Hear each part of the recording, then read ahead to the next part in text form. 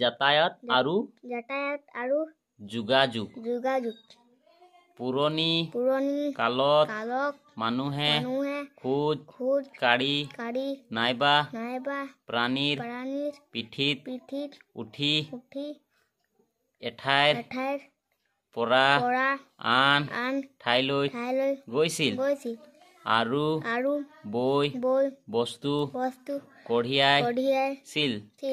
কোনবোৰ প্ৰাণীক মানুহে এনেবোৰ কামত ব্যৱহাৰ কৰিছিল তোমালোকে জানানে? গৰু, ঘোঁৰা, গাধ, হাতী, উট আদি পোহনীয়া প্ৰাণীবোৰ ব্যৱহাৰ কৰিছিল। মানুহে দোলাত উঠিও এঠাইৰ পৰা আন ঠাইলৈ অহা যোৱা কৰিছিল।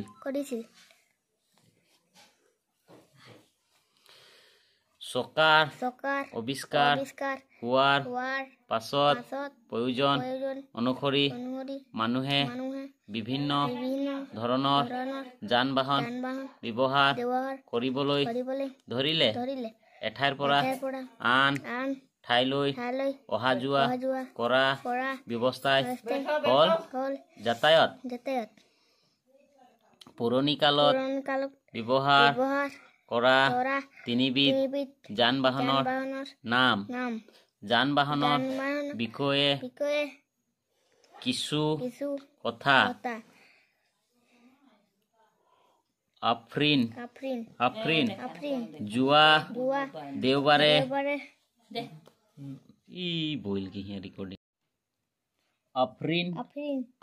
যোৱা দেওবাৰে মই গুৱাহাটীত থকা মামাহঁতৰ ঘৰলৈ ৰেলেৰে ফুৰিবলৈ গৈছিলোঁ।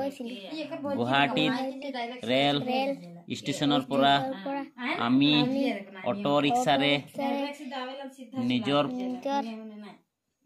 নিজৰাপাৰত থকা মামাহঁতৰ ঘৰ পালোগৈ। আবেলি মামাই তেওঁৰ গাড়ীখনেৰে আমাক চিৰিয়াখানা দেখুৱাবলৈ নিলে। যাওঁতে বাটত থকা পেট্ৰল পাম্পৰ পৰা গাড়ীখনত পেট্ৰল ভৰাই ল'লে। শেৱালি এই বছৰ মোৰ জন্মদিনত নতুন দিল্লীত থকা মোৰ খুড়া-খুড়ী আছিল।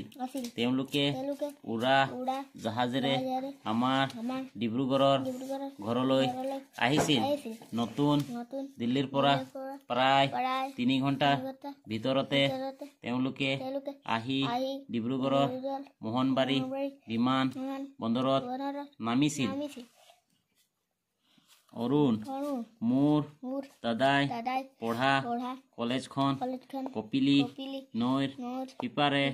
দাদাই সদায় নাৱেৰে নদী পাৰ হৈ কলেজলৈ অহা যোৱা কৰে। এদিন ময়ো দাদাৰ লগত নাৱত উঠি সিপাৰে থকা মাহীৰ ঘৰলৈ গৈছিলোঁ। নাৱত উঠি কি যে ভাল লাগিছিল। ৰূপালী যোৱাবাৰ ৰাস উৎসৱৰ সময়ত মা-দেউতাৰ সৈতে মই মাজুলীত থকা পেহীৰ ঘৰলৈ গৈছিলোঁ। প্ৰথমতে তিনিচুকীয়াৰ পৰা যোৰহাটলৈ আমি বাছেৰে যাত্ৰা কৰিছিলোঁ। পাছত যোৰহাটৰ নিমাতী ঘাটৰ পৰা ফেৰীৰে মাজুলী পাইছিলোগৈ। লিজা আমাৰ ঘৰলৈ এজন ফেৰীৱালাই চাইকেলেৰে বৈ বস্তু বেচিবলৈ প্ৰায়ে আহে। মায়ে তেওঁৰ পৰা কিবা-কিবি বস্তু কিনে। আমাৰ জুফেচ খুড়ায়ো সদায় চাইকেলেৰে স্কুললৈ অহা যোৱা কৰে।